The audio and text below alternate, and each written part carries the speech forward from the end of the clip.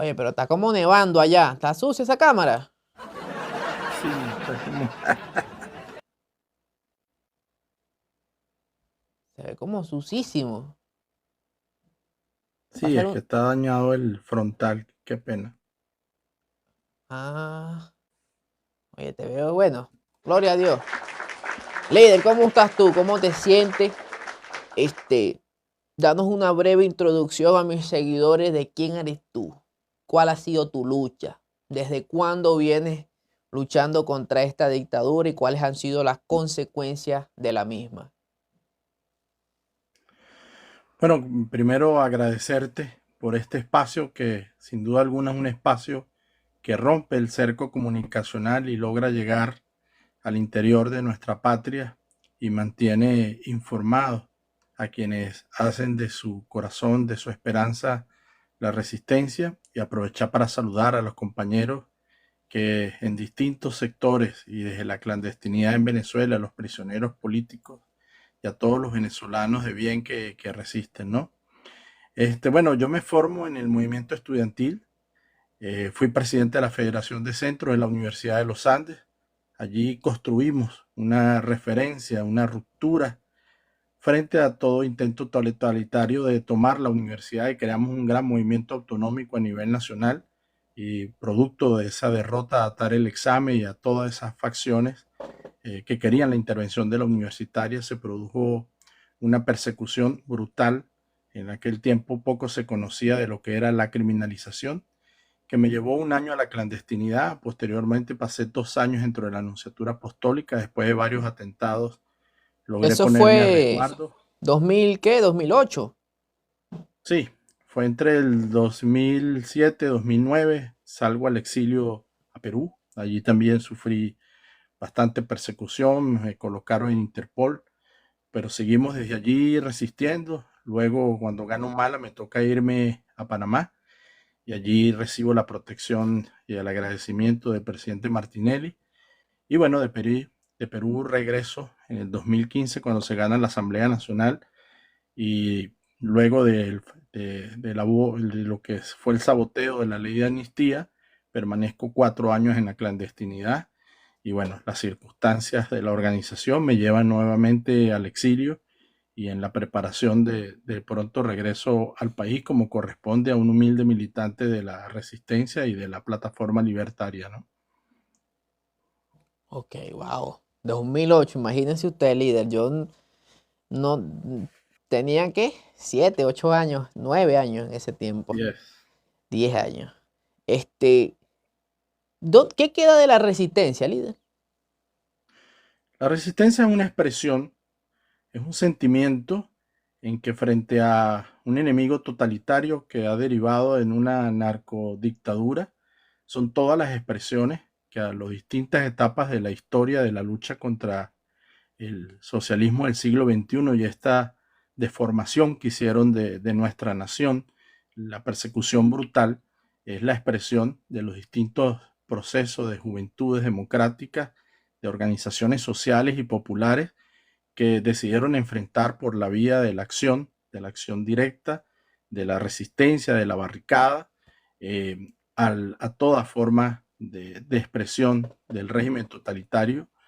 Y de queda muchísimo, no solamente la etapa de los escuderos, la resistencia que se han incorporado a organizaciones políticas, ya este gran movimiento libertario que lidera María Corina, sino que representa un sentimiento nacional donde quiera que se esté, ¿no? Es muy importante para nosotros entender que la resistencia no es una organización en sí misma, sino una expresión, un sentimiento de desafío a toda expresión del régimen, y que se prepara en las sombras para confrontar, como siempre lo ha hecho, en el llamado de las circunstancias y al costo de lo que sea, la confrontación contra la represión y contra lo que representa el sostenimiento de esta narcodictadura, ¿no? De manera que la resistencia hoy más que nunca es un sentimiento, es una expresión, pero también es una forma de entender nuestro proceso de transformación y los tiempos. En estos momentos de definición, más que nunca aflora ese sentimiento de resistencia y de fuerza.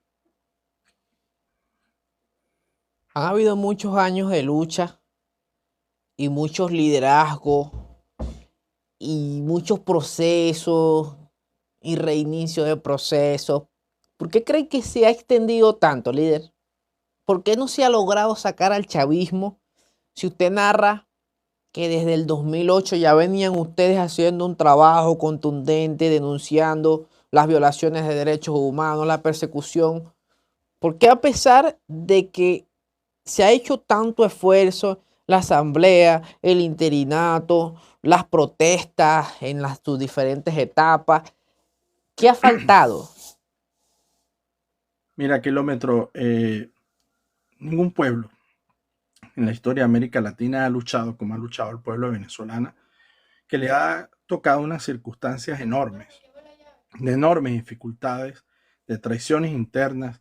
Hemos logrado en distintos momentos derrotas importantes al chavismo, perdón, pero que por distintas circunstancias, y una de ellas tiene que ver con la brutal represión, el apoyo de los regímenes totalitarios más poderosos que existían en el momento, como Rusia, China, Irán, que hoy transitan otras circunstancias y que gracias a esa dinámica de la geopolítica internacional y al enorme esfuerzo del pueblo venezolano se han construido unas circunstancias como fue la del 28, la gran victoria del proceso electoral en las condiciones más adversas y que se logró demostrar que cuando el pueblo venezolano se unifica y se une, es imparable.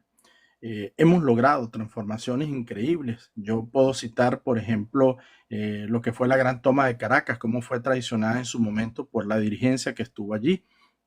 Y el proceso de barricadas donde llevamos al régimen prácticamente contra las cuerdas y que incluso algunos actores internacionales estaban dispuestos a darnos a la resistencia, beligerancia y reconocimiento para poder recibir ayuda material para confrontar al aparato paramilitar.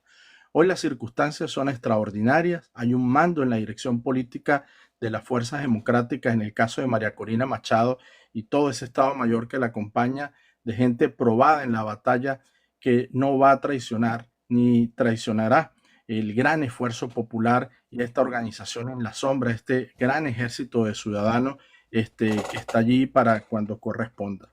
Es importante decir que sí hemos derrotado al régimen en distintas etapas, pero la característica de este tipo de dictadura es que se mantienen por la fuerza. Lo único que hoy sostiene al régimen es ese aparato de represión y que más temprano que tarde nosotros, en base a la herencia republicana y popular que hemos tenido en Venezuela, que siempre nos ha tocado a las mayores de las dificultades, también vamos a derrotar ese aparato represivo que es lo único que a este momento le queda al régimen. Cuando habla de esto de la toma de Caracas, las barricadas, se me viene a la mente por lo menos gente que estuvo de ese lado, que incluso cayeron presos como Ceballos y que hoy cohabitan, ¿no? ¿Cuál es su apreciación?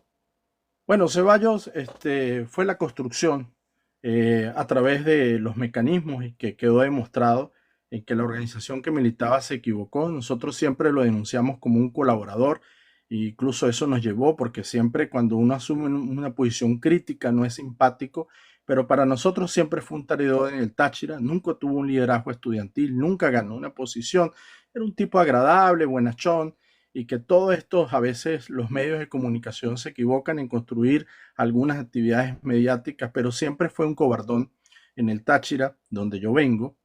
Soy oriundo de un pueblo con mucho orgullo que es La Grita, soy tachirense de pura cepa, aunque mi corazón siempre estuvo en Mérida. Puedo decirles que Daniel Ceballos es la representación de la decadencia, de cuando se pierde el alma y se pierde la voluntad, ¿no?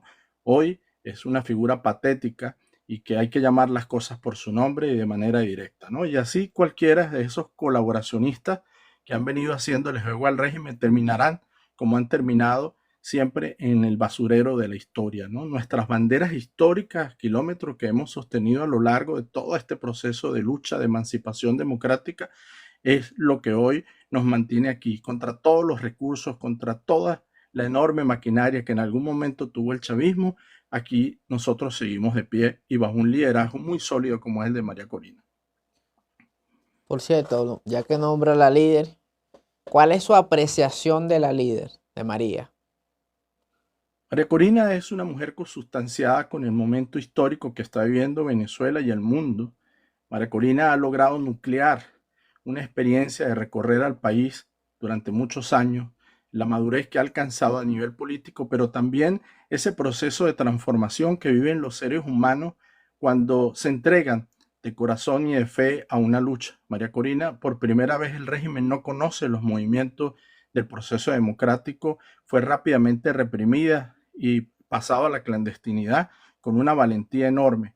Pero yo debo decir que María Corina también es una mujer con capacidades humanas, con entender que nuestra lucha es una lucha que derrotaba a la narcodictadura, ha hablado ampliamente de la reconciliación nacional y por supuesto con mucha firmeza de que recuperemos la Guyana, que es nuestra y le pertenece a Venezuela y que está lista, siempre ha estado lista para ser una comandante en jefe.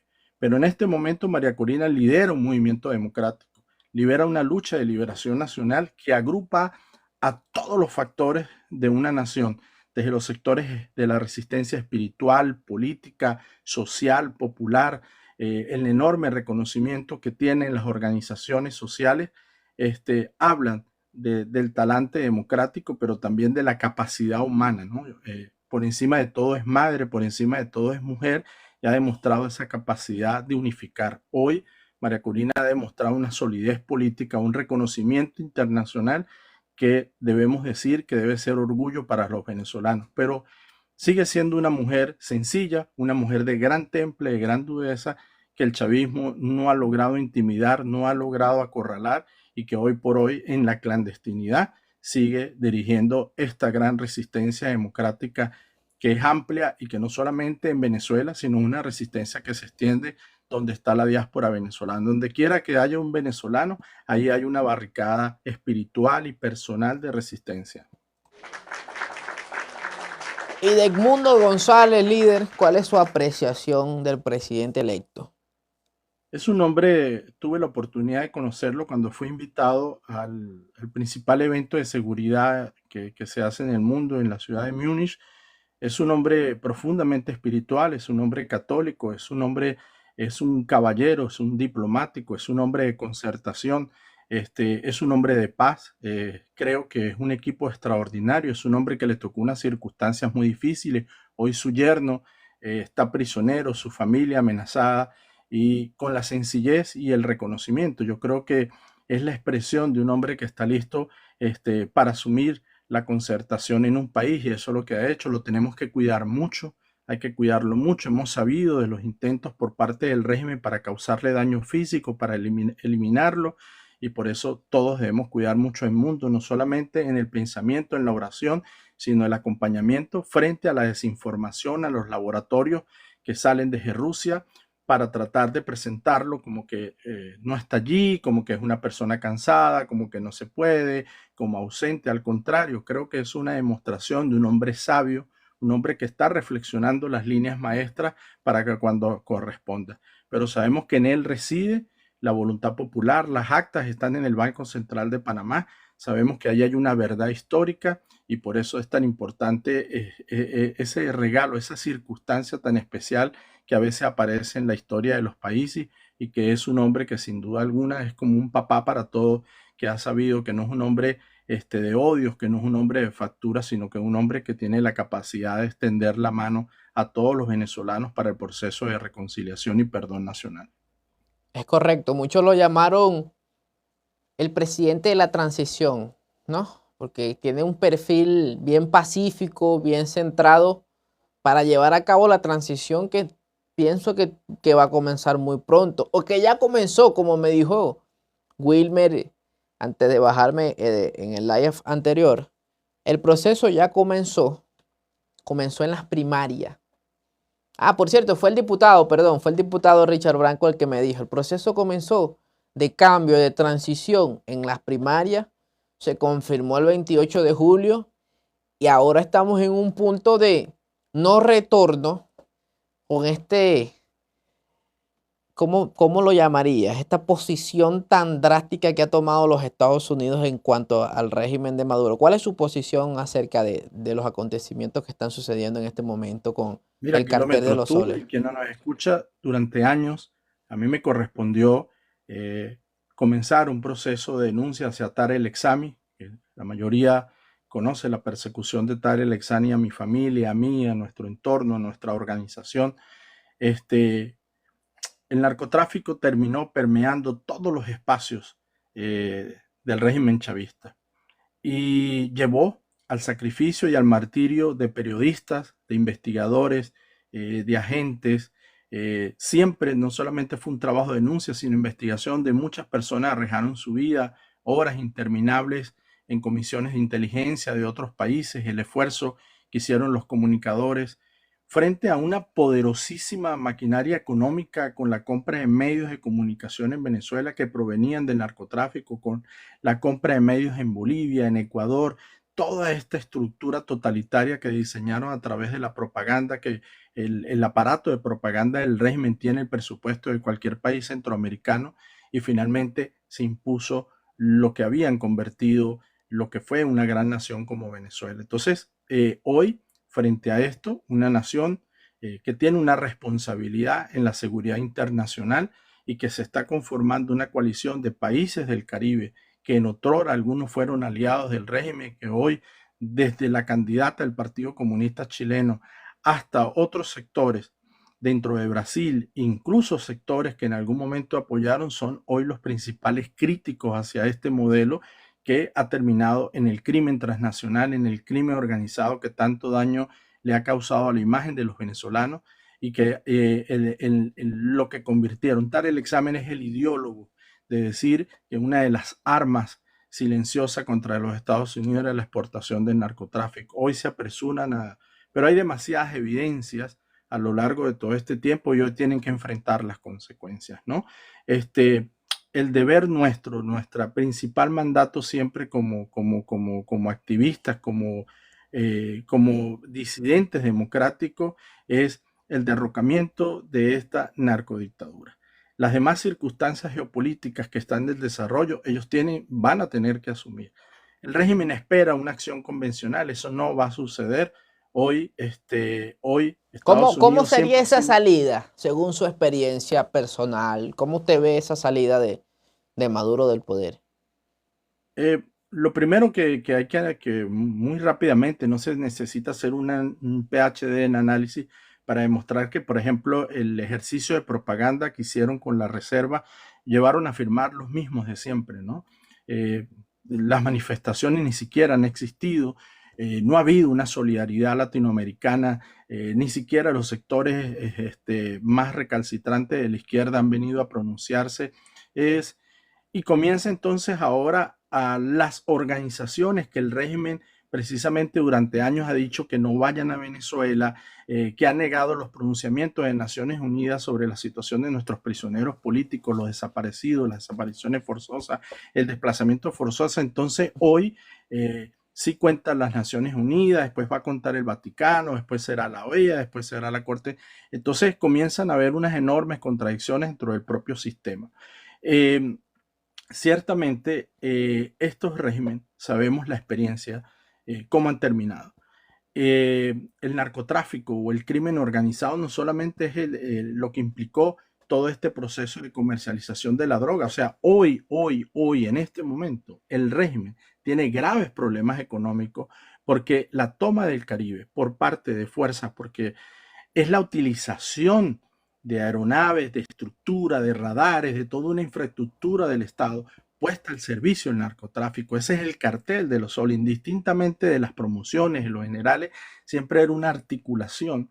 Y frente a esto, los pequeños estados del Caribe no tenían la capacidad de contener esta enorme. Y después comienza la grande alianza con los carteles de narcotráfico, con lo que se ha convertido el ejército mal llamado de Liberación Nacional, que no son más que unos narcotraficantes, las disidencias de la FARC, que es el brazo operativo en la frontera, que hoy el planeamiento que ha hecho Cabello es para reforzar y apoyar a estos terroristas en la frontera, y que estoy convencido que los sectores patrióticos dentro de la Fuerza Armada tendrán una responsabilidad histórica en su momento. De tal manera que lo que va a suceder cuando tenga que suceder pasará y responderá precisamente a lo que el mundo reclama, a lo que los venezolanos reclaman, y es que eso no representa a Venezuela. El crimen organizado no somos los venezolanos.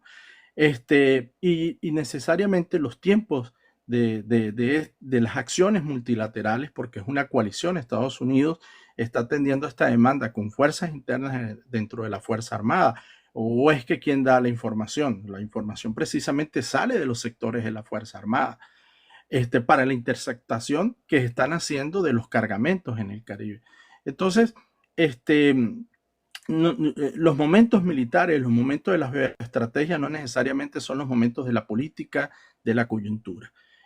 Nosotros tenemos que seguir haciendo nuestro trabajo de reagrupamiento, nuestro trabajo de organización social y popular, nuestra contención permanentemente. Hoy por hoy, ese gran ejército que se está haciendo en las sombras, el régimen entró en un proceso de desgaste enorme, está peleando con un enemigo invisible, finalmente los marines no llegan, no es lo que se están planteando, sino es algo totalmente y que va a sorprender cuando tenga que sorprender, como se sorprendió en otras latitudes, frente a quienes también ladraban, ¿verdad? Hasta quienes también amenazaban y al final se quedaron sin ningún tipo de capacidad. Hoy el régimen, el gran aliado del régimen que era Siria, hoy ha cambiado. La situación de Irán, que dijeron que iban a recuperar las refinerías y todo el sistema de hospitales venezolanos, es dramático, es deshumanizante, es una africanización, por decirlo de alguna manera, de lo que está viviendo el país.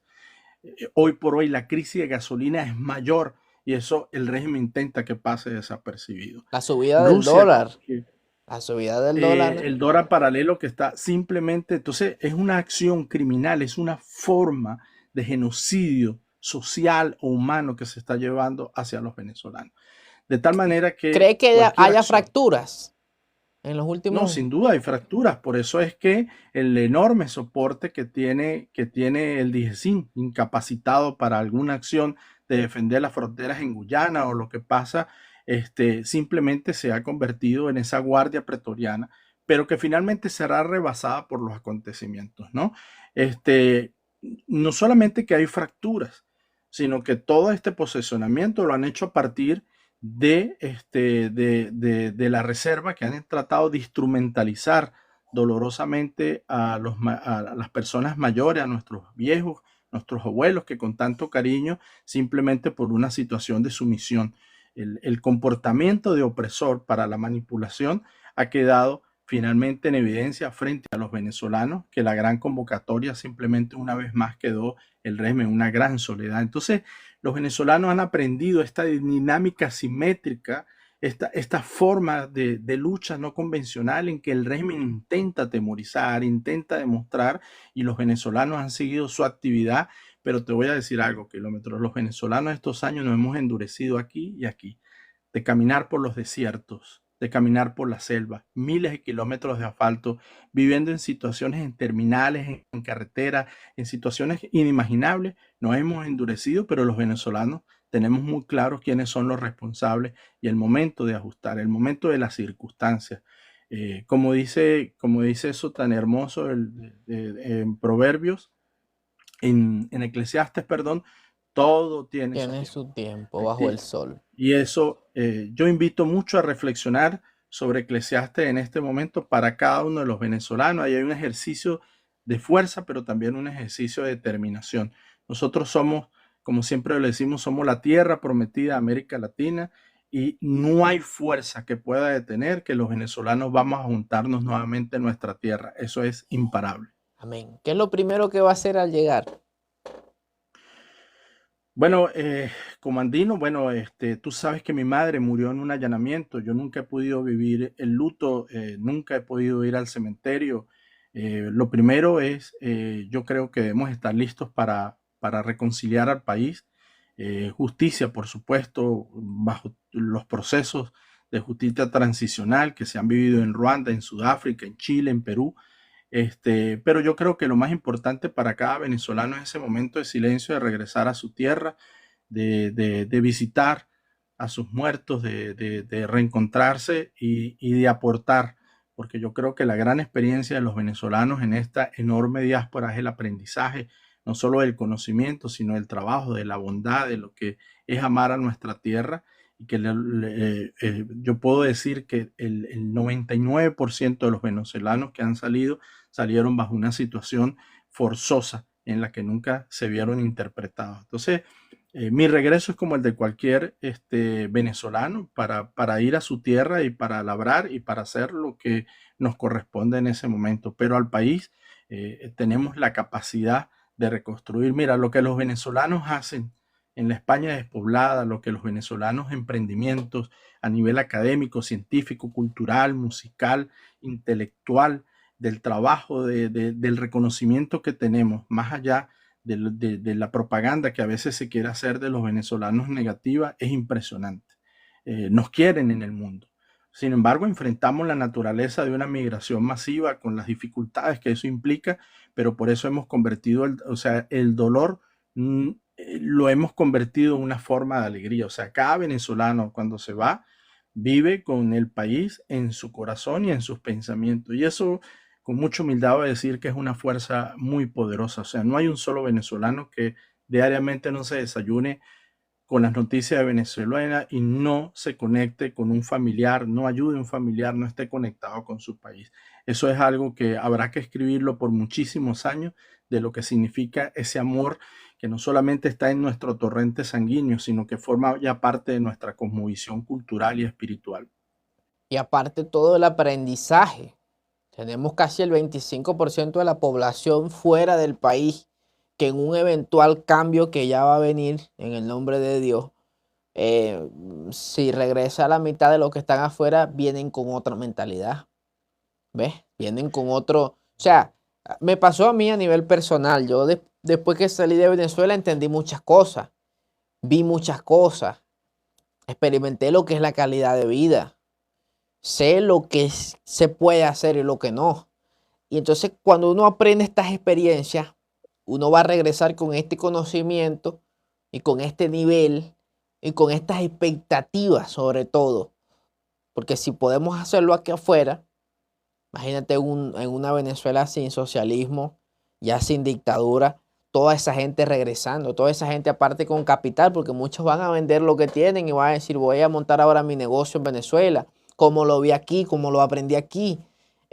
Eso va a ser muy bonito de ver. El renacimiento, todo proceso, una nación tan importante como la nuestra, no solamente en su pasado, que es bastante glorioso, o lo que cuando vivían las dictaduras del Cono Sur, las dictaduras de Centroamérica, Venezuela era luz entre las naciones, y lo que hemos aportado al desarrollo industrial, económico, el petróleo venezolano y fue fundamental en el triunfo contra el nazismo en la Segunda Guerra Mundial, y serían horas y horas de programa para hablar de la grandeza de nuestra nación. Pero esto tiene que tener un propósito, no solamente para los creyentes, aún para los que no sean creyentes. Venezuela está para sembrar, para nacer, ¿no? Se está pariendo a sí misma nuevamente. Y yo creo que ese renacimiento, no creo, estoy convencido, viene de lo más importante, que es la voluntad y la fe de la gente, ¿no?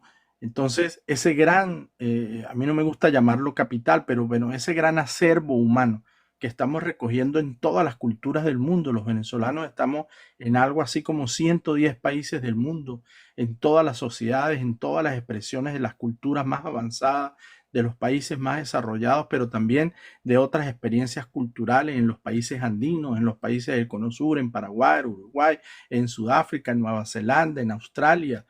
No hay un Venezuela, va a ser una gran riqueza, como cuando en algún momento fuimos una gran nación, que entre los andinos, orientales, los centrales, los caraqueños, los gochos, los maracuchos, representábamos ese gran universo cultural que nos hizo tan característicos y tan especiales, y que nos ha hecho sobrevivir en las condiciones más adversas en la diáspora venezolana. Entonces, no solamente la derrota a una narcodictadura, sino lo que nos mueve es la esperanza de la reconstrucción del orgullo venezolano y de una nación donde el pueblo venezolano pueda volver a juntarse en paz y en libertad.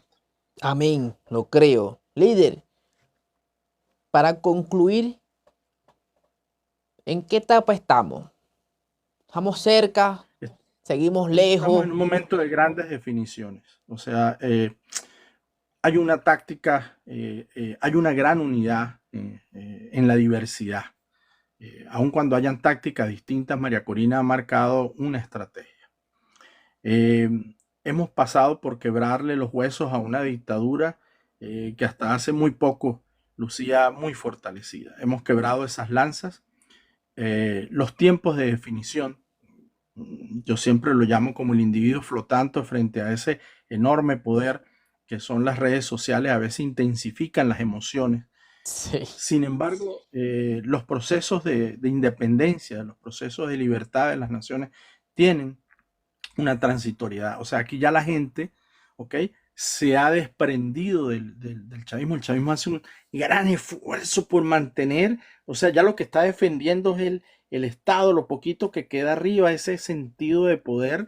Entonces ya la gente está haciendo una transición mental, un despegue de que, bueno, pase lo que deba pasar, pero que es un proceso ordenado dentro de las cosas. Ahora, es una gran avalancha que viene bajando y que incluso a los colaboracionistas, a los revisionistas, a los que ya el mundo no les dice nada, a los que nos va a llevar a todos por delante, porque eso ya ha comenzado un proceso civilizatorio, un proceso de transformación nacional. Entonces, la responsabilidad de los activistas, la responsabilidad de cada venezolano es que la principal batalla todos los días se libra en nuestra mente. O sea, el arma más fundamental que tienen los disidentes democráticos, sea cual sea su responsabilidad en los medios de comunicación, en la organización social, popular, estudiantil, sindical, en todos los espacios del debate de las ideas, es no desesperanzarse. Hay a través del DIGESIN, que es uno de los pocos órganos del mundo que se dedica a la política. El DIGESIN tiene gobernaciones, diputados, influencers, todo un proceso bien estudiado. O sea, yo puedo decir que Venezuela ha sido un laboratorio, ¿no? de los rusos, los iraníes, de los chinos con la muralla china, para desarticularnos, desestructurarnos, desinformarnos, desesperanzarnos. Y lo más importante, kilómetros, trabajan para quitar nuestra voluntad de lucha. Entonces crean todo uno que, bueno, que pote de humo, ese tipo de cosas. Nosotros estamos blindados frente a eso. O sea, nosotros nos hemos levantado de circunstancias adversas. O sea, los teóricos del totalitarismo, los sociólogos rusos, quienes diseñan toda esta campaña, nos echamos en carne y llame a los cubanos, no nos pudieron someter. Se supone que nosotros ya deberíamos ser una sociedad sometida, Sí. controlada, esclavizada. O sea, entonces nosotros, solo con nuestra fuerza, con los sacrificios, con nuestro, ahí hemos estado y ha sido el esfuerzo de la constancia. Pero A mí ahora me han estamos bajo un preguntado, liderazgo Nixon, disculpa, consolidado. a mí me han preguntado mucho de que si Venezuela, o sea, si la dictadura se va a quedar en el poder, y yo he explicado que ese proceso que tú acabas de nombrar de la normalización del régimen nunca llegó. O sea, ellos nunca han estado en una situación donde la gente se resigne por completo, desaparezca la oposición, desaparezca la presión, tanto interna como externa, y como pasa en Cuba, pues, que nosotros ya entendimos que Cuba normalizó su dictadura y solo algo extraordinario, muy extraordinario, a nivel geopolítico pudiese cambiar su situación, pero ya ellos se resignaron y ya se quedaron los Castro en el poder y su descendencia. En Venezuela esa normalización nunca pasó y no va a pasar y no está pasando. ¿Por qué? Porque está la inconformidad siempre de la gente, está la rebeldía de la gente, que incluso bajo amenaza todavía hay gente que publica cosas en sus estados, que dice que, bueno, que vengan a buscarme, que tal, que y todavía está la presión internacional de todos los que están afuera que no pasan la página. Pues. No es que no salimos de Venezuela, ya eso ya, y pongo otra vez en ejemplo al pueblo cubano. Yo aquí he conocido varios cubanos y me dicen, no, ya el cubano se resignó y el sueño de nosotros es simplemente tener 3.000, 4.000 dólares para salir de Cuba y cuando estemos afuera trabajamos para sacar a la gente y ya ahí no se habla de un proceso de liberación, de un proceso de regeneración del Estado, no, simplemente es una normalización de la dictadura que en Venezuela no pasa y no va a pasar, Nixon. Mira, sobre Venezuela operaron y el tiempo tendremos la oportunidad de hablar, reconquistar la libertad, porque ahorita debemos tener foco, ahorita debemos ser un equipo disciplinado, ahorita debemos tener una actitud, una moral combatiente, como si los jesuitas tienen algo muy especial y dicen, haz todo, todo, como si dependiera de ti, con la absoluta convicción que todo depende de Dios. Nosotros tenemos que hacer lo que nos corresponde. Fuerzas oscuras hicieron en nuestro país de otras potencias para que esa gran nación, con un posicionamiento geopolítico extraordinario, con una historia enorme, para ir desarticulando, desestructurando lo que representábamos en América Latina y el mundo.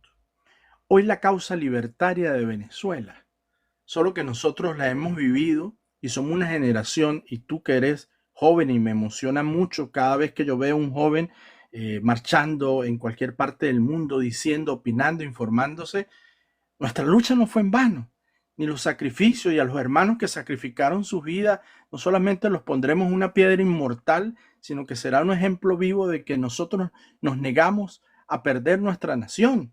Porque en la historia, mi querido Kilómetro, han habido pueblos que han perdido su nación, su particularidad como pueblo, y terminan viviendo despojos en África. Pueblos que ni siquiera tienen nación. Hay pueblos en los que el régimen ayatolá simplemente exterminó. Ni hablar en Rusia, donde hicieron una reingeniería de pueblos obligados a vivir donde no querían. Los venezolanos nos hemos negado a eso.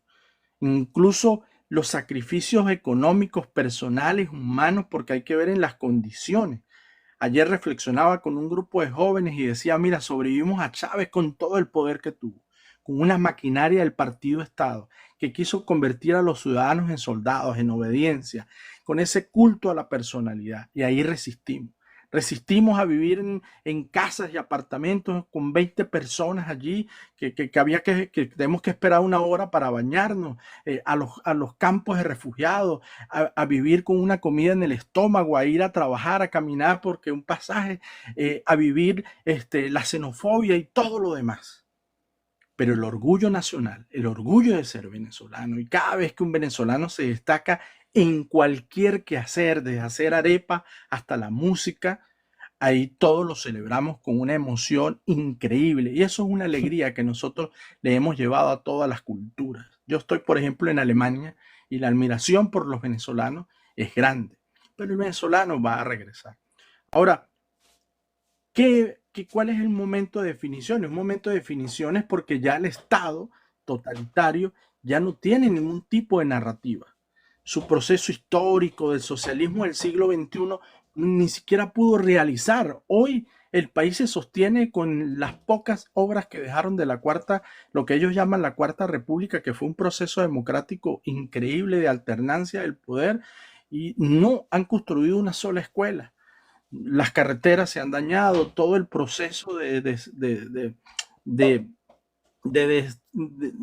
sin industria, sin agricultura, pero nosotros estamos convencidos que nuestra lucha, eso es lo que nos ha movido. Ahora, si nosotros nos hubiéramos sentado en una depresión colectiva, al vernos solo las heridas y no sacar esa fuerza, esa rabia convertida en emoción, las circunstancias hubieran sido otras. Por eso estamos en este punto. Entonces, lo que a lo largo de la historia, de todos los procesos civilizatorios del mundo, ha logrado finalmente concretar las ideas, los proyectos, las estrategias, la política, el arte, la construcción de una transformación nacional, sigue siendo la esperanza. Al general de Gaulle, al final de la guerra, le preguntaron que cuál había sido el secreto. Sabemos todo lo que vivió Francia con la ocupación nazi, todo lo que implicó, y dijo resistir, resistir, resistir. No, y de Gaulle estuvo preso. Hoy, no, él estuvo preso. Total. Entonces, nuestra historia se suscribe en la historia de la lucha del pueblo de Sudáfrica contra la apartheid. La lucha que han librado otros pueblos por la transformación. Y nosotros estamos en eso. Y nos vamos a sentir siempre orgullosos. Tenemos que sentirnos orgullosos del sentimiento y la vocación que nosotros hicimos por la libertad. Y tú eres un ejemplo de eso. Y la gente que se conecta a esta hora es un ejemplo de eso. Cada persona que se conecta, muchos no lo saben, pero son ciberactivistas. Están contrarrestando un aparato de propaganda poderosísimo que tiene todo su mapeo en Rusia, en Irán, en China, con enormes recursos atrás. Y ahí siempre, siempre, siempre los vamos a derrotar.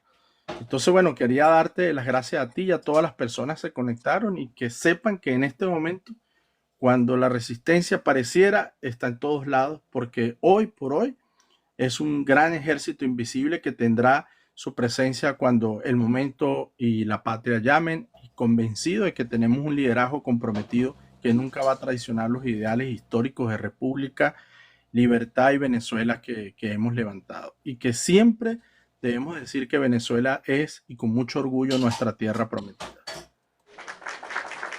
Oye, Nixon, me encantó esta charla. La verdad creo que hay una perspectiva de lucha, de resistencia, de orgullo, de saber que somos una generación o somos varias generaciones que han tenido diferentes tiempos de lucha, pero una lucha en común que nos une. Y creo que está llegando el final, líder. Creo que está llegando el final de esa lucha. Tengo fe que Amén. sí. Amén. Amén. Líder, Dios me lo bendiga. Pueden seguirlo. Amén para aquí. todos y para ti también. Estamos en contacto, mi líder. Pueden seguirlo allí al profesor. Esta repetición estará en nuestro canal de YouTube. Un placer, líder. Dios me lo bendiga. Amén. Gracias a ti y a todos.